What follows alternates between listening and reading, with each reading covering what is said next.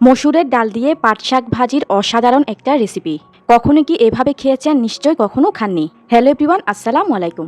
আজকে আমি আপনাদেরকে ভীষণ মজার মসুরের ডাল দিয়ে একদমই ইউনিকভাবে পাট শাক ভাজির রেসিপি করে দেখাবো। মসুরের ডাল দিয়ে এভাবে আপনারা একবার এই পাট শাকটা ভাজি করে দেখবেন। এই পাট শাক ভাজি দিয়েই এক প্লেট ভাত নিমিষেই খাওয়া হয়ে যাবে। এভাবে পাট শাক ভাজিটা থাকলে গরম ভাতের সাথে আর কোনো কিছুরই দরকার হবে না। আশা করছি আমার আজকের এই সম্পূর্ণ নতুন রেসিপিটা আপনাদের সবার কাছে বেশ ভালো লাগবে। ভালো লাগলে কিন্তু ভিডিওতে অবশ্যই একটা লাইক দিয়ে দিবেন। তবে চলুন এবার তাহলে রেসিপিটা শুরু করি। এখানে আমি এক আটি পরিমাণ পাট শাককে আগেই ভালোভাবে কেটে নিয়ে তারপর পানির সাহায্যে ভালোভাবে ধুয়ে পরিষ্কার করে নিয়েছি।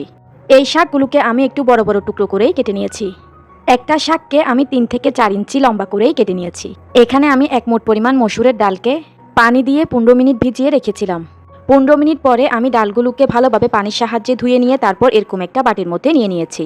এখন আমি পাট শাকটা ভাজি করতে চলে আসলাম চুলায়। চুলায় একটা প্যান বসিয়ে দিয়ে এই প্যানের মধ্যে আমি দিয়ে দিচ্ছি 4টি শুকনো মরিচ। এবারে চুলার আঁচকে মিডিয়াম টু লো হিটে রেখে এই মরিচগুলোকে আমি এপিটোপিট উল্টিয়ে পাল্টিয়ে ভেজে নিব। ভাজতে ভাজতে কিছুক্ষণের মধ্যেই কিন্তু মরিচগুলোর গায়ে এরকম কালার ধরতে শুরু করবে। যখন মরিচগুলোর দুনো পাশ এরকম কালার ধরে যাবে তখন বুঝে নিতে হবে যে মরিচগুলো ভেজে নেওয়া হয়ে গিয়েছে। তো আমার মরিচগুলো ভেজে নেওয়া হয়ে গিয়েছে। এবার আমি এই মরিচগুলোকে প্যান থেকে একটা বাটিতে তুলে নিচ্ছি। এবারে আমি ওই সেম প্যানের মধ্যে দিয়ে দিব আগে থেকে কেটে রাখা এবং ধুয়ে রাখা সবগুলো পাট শাক। এবারে এই শাকের মধ্যে আমি দিয়ে দিব 1 চা চামচ বা স্বাদ অনুযায়ী লবণ। এবারে একটা স্প্যাচুলার সাহায্যে হালকাভাবে একটু নেড়েচেড়ে দিচ্ছি।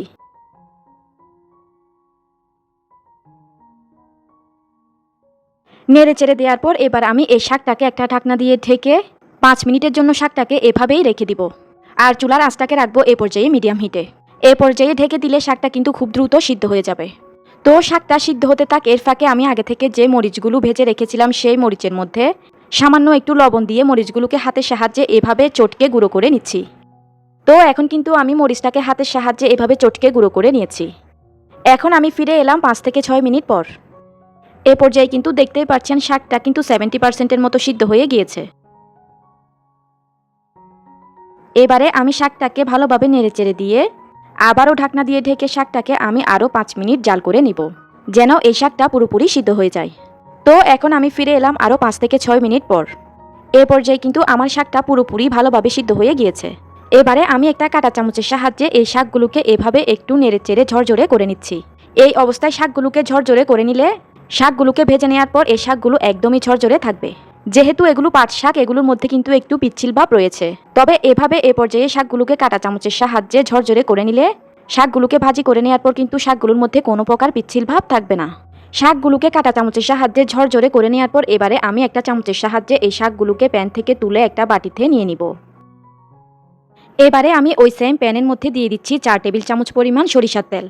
তবে আপনারা চাইলে এখানে সরিষার তেলের পরিবর্তে সয়াবিন তেলটাও দিতে পারবেন। যে কোনো ভাজিতেই কিন্তু তেলের পরিমাণটা একটু বেশি দিলেই কিন্তু ভাজিটা খেতে বেশি টেস্টি হয়। এবারে তেলটা গরম হয়ে গেলে এই তেলের মধ্যে আমি প্রথমেই দিয়ে দিব আগে থেকে ধুয়ে রাখা সবগুলো মসুরের ডাল। আজকে আমি এখানে 1 মুঠ পরিমাণ মসুরের ডাল নিয়েছি। এখন আমি এই মসুরের ডালটাকে নেড়েচেড়ে এই তেলের মধ্যে ভালোভাবে লালচে কালার করে ভেজে নিব। ডালগুলোকে এমনভাবে এই তেলের মধ্যে ভেজে নিতে হবে যেন ডালগুলো ভেজে নেওয়ার পর একেবারে লালচে কালার হয়ে যায়। তো কিছুক্ষণ ডালগুলোকে তেলের মধ্যে ভেজে নেওয়ার পর কিন্তু ডালগুলোর কালার এরকম লালচে হয়ে গিয়েছে।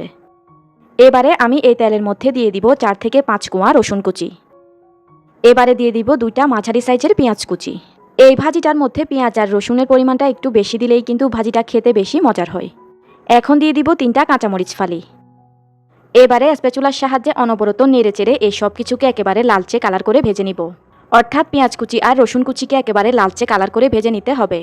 তো দেখতেই পাচ্ছেন এখন কিন্তু আমি পেঁয়াজ কুচি আর রসুন কুচিগুলোকে একেবারে বেরেস্তার কালার করেই ভেজে নিয়েছি। ঠিক এই লেভেলের করেই এগুলোকে ভেজে নিতে হবে।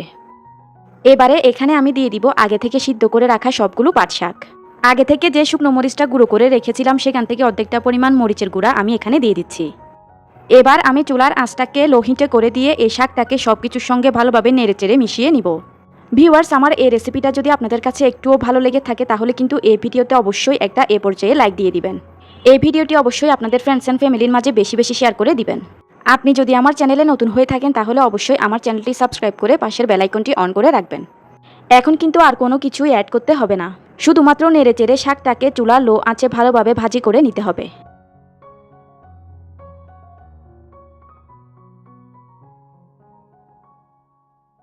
আমি শাকটাকে আরও প্রায় 5 থেকে 6 মিনিটের মতো ভালোভাবে নেড়েচেড়ে চুলা লো আঁচে রেখে শাকটাকে সুন্দর করে ভাজি করে নিয়েছি। দেখতেই পাচ্ছেন এখন কিন্তু আমার এই শাকটা একেবারে ঝরঝরে তৈরি হয়েছে। এখন কিন্তু আমার শাকটা পারফেক্টভাবে ভাজি করা হয়ে গিয়েছে। এবারে আমি চুলাটা বন্ধ করে দিয়ে এই শাকটাকে একটা প্লেটে তুলে নিব। এই পাট শাক ভাজিটা কতটা ঝরঝরে আর কতটা পারফেক্ট হয়েছে আপনারা দেখে নিশ্চয়ই বুঝতেই পারছেন। তো ভিউয়ার্স, দেখতে তো পেলেন কত সহজেই কিন্তু তৈরি করে ফেললাম মসুরের ডাল দিয়ে অসম্ভব মজাদার পাট শাক ভাজি। আমার বাসায় তো এই পাট শাক ভাজিটা থাকলে আর অন্য কোনো কিছুরই দরকার হয় না। এই ভাজিটা ঠিক খেতে এতটাই মজার। পাট শাকের এই ভরপুর সিজনে আপনারা এভাবে একবার এই পাট শাক ভাজিটা করে আমাকে কমেন্ট করে জানাতে পারেন। এই সিজনে পাট শাকের এরকম একটা ভাজি থাকলে কিন্তু সবাই একেবারে আঙ্গুল চেটেপুটে ভাত খেয়ে নিবে।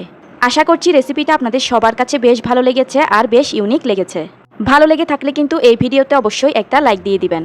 এতক্ষণ সঙ্গে থাকার জন্য সবাইকে অসংখ্য ধন্যবাদ জানিয়ে আমি তাহলে আজকের মতো এখানেই বিদায় নিয়ে নিচ্ছি। আল্লাহ হাফেজ।